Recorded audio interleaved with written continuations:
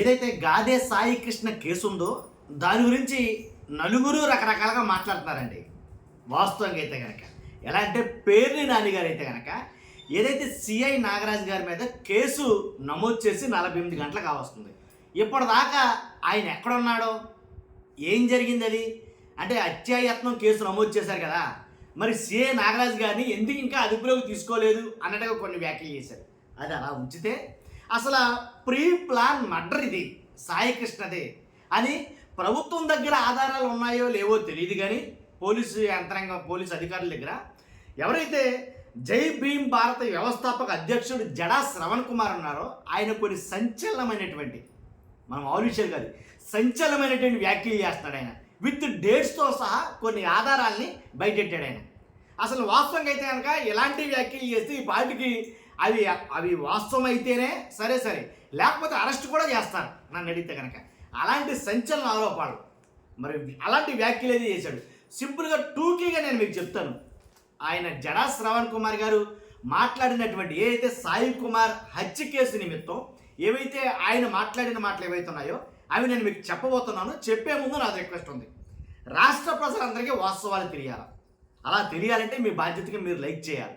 Like చేస్తే ఎక్కువ మందికి ఇన్ఫర్మేషన్ షేర్ అవుతుంది. కొత్తగా మన ఛానల్ చూస్తే పక్కాగా సబ్స్క్రైబ్ చేయండి. మీ అమూల్యమైన అభిప్రాయం ఖచ్చితంగా కామెంట్ రూపంలో ఎండ్లో తెలియజేయండి. జడా శ్రవణ్ కుమార్ గారు చెప్పింది అబద్ధమే అయితే కనుక, వాస్తవంగా అబద్ధమే అయితే కనుక ఈ పార్టీకి అరెస్ట్ చేయాలి. అలాంటి కొన్ని వ్యాఖ్యలు చేశాడు ఆయన. ఏంటో వ్యాఖ్యలు తెలుసా?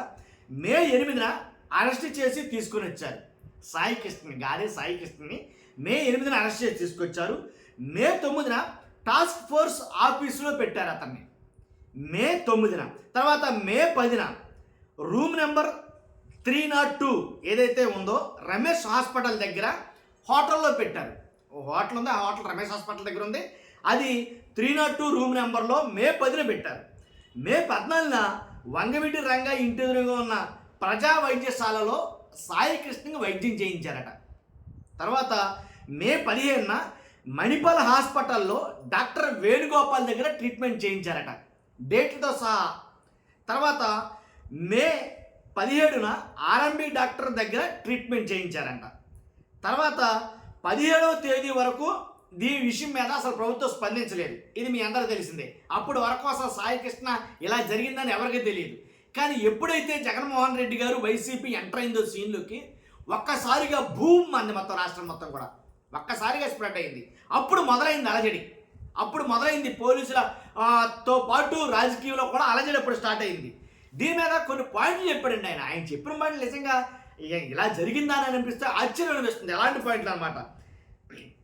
కాబట్టి అంటే ఈయన చెప్పిన ఏవైతే ఉన్నాయో, తర్వాత ఇంకోటి ఏంటంటే అక్కడ కూడా వైద్యుడు ఏంటి అక్కడి నుంచి 15వ తేదీన మణిపాల్ హాస్పిటల్కు సివిల్ సర్జన్ దగ్గర తీసుకెళ్లారు. అక్కడ కూడా వైద్యుడు చేతులెట్టేయడంతో 16, 17వ తేదీలలో మళ్ళీ హోటల్ రూమ్కి తరలించారంట. తర్వాత హోటల్ రూమ్లో ఆర్ఎంపీతో 2 రోజులు ట్రీట్మెంట్ చేయించారంట. 23వ తేదీ సాయంత్రం సాయి కృష్ణ చనిపోయారట. కాబట్టి డెడ్ బాడీని 24వ తేదీన ఆర్టీసీ బస్టాండు 43వ నంబర్ ప్లాట్ఫామ్ వద్ద అనాథ యువకుడి శవంలాగా పడేశారంట. తర్వాత అనంతరం తమకు ఏమీ తెలియనట్లుగా బస్టాండ్లో అనాథ శవం ఉన్నట్లు వచ్చిన సమాచారంతో అక్కడికి వెళ్ళి అనాథ శవరాన్ని తగలబెట్టాలని టాస్క్ ఫోర్స్ సిఐకి అత్యంత సన్నిహితుడైన మేనేజర్ ద్వారా విఎంసికి రిక్విజేషన్ ఇచ్చారట. చూడండి ఎంత పక్కాగా ప్లాన్ ప్రకారంగా జరుగుతుందో. అనాథ శవంగా సిఐ నాగరాజు సర్టిఫై చేసిన తర్వాత బస్టాండ్కి ఎదురుగా ఉన్న స్వర్గపురిలో 2 కానిస్టేబుల్స్ ద్వారా 24వ తేదీన 5:45 సాయి కృష్ణ మృతదేహానికి అంత్యక్రియలు నిర్వహించారు. ఇది జడా శ్రవణ్ కుమార్ గారు చెప్తున్న point to point, pin to pin ఏ రోజు ఏం జరిగింది అనేది ఏదో క్లియర్ కట్గా చెప్పడం అయితే జరిగింది. అసలు ఏ ఆధారాలతోటి కేసు ఇదే వాస్తవం అయితే కనుక కేసు ముగిసినట్టే వాస్తవంగా అయితే కనుక. కాకపోతే మరి ఎలాంటి ఆధారాలు ఎలాంటి వ్యాఖ్యలు చేసినా ఇప్పటి వరకు ఎలాంటి చలనం లేదు, స్పందించలేదు యంత్రాంగం అయితే కనుక. కాబట్టి ఏం జరగబోతుంది, ఎందుకని సిఐ నాగరాజుని ఆయన్ని ఇప్పుడు దాకా ఎందుకని అదుపులోకి తీసుకోలేదు ఏంటి, రకరకాల ఒకటి కాదు 100 ప్రశ్నలు వస్తున్నాయి దీని మీద. తవ్వికోల్ది అనుమానాలు పెరుగుతూనే ఉన్నాయి. కాబట్టి అంటే కొంతమంది ఆరోపిస్తున్న మాట అంటే ఒక సిఐ నాగరాజు గారిదే కాదు, ఆయనతో పాటు ఎస్పీ, డిఎస్పీ, డిఐజీ ఇలాగా అధికారులు, ఉన్నతాధికారులందరికీ దీంట్లో ప్రమేయం ఉంది, వాళ్ళందరూ శిక్ష పడాలి అని కొంతమంది అయితే మాట్లాడుతున్నారు. కానీ జరుగుతున్నదంతా చూస్తూ ఉంటే నిజంగా ఇలాంటివి చాలా జరిగాయి రాష్ట్రంలో, కానీ చాలా మటుకు తెలియలేదు. ఇలాంటి ఎన్కౌంటర్లే కావచ్చు, ఇలాంటివి చాలా జరిగినాయి, బయటికి తెలియలేదు. కాబట్టి ఎవరి ఇష్టారాజ్యంగా వాళ్ళు వ్యవహరిస్తున్నారు అని ఒక పక్కనైతే కనుక వైఎస్ఆర్సీపీ వాళ్ళు ఆరోపిస్తున్నారు. కాబట్టి ఇవన్నీ చూస్తూ ఉంటే నిజంగా రాష్ట్రంలో ఈ పరిస్థితులు ఏంటి ఇలా తయారయ్యి అనేది అనిపిస్తుంది.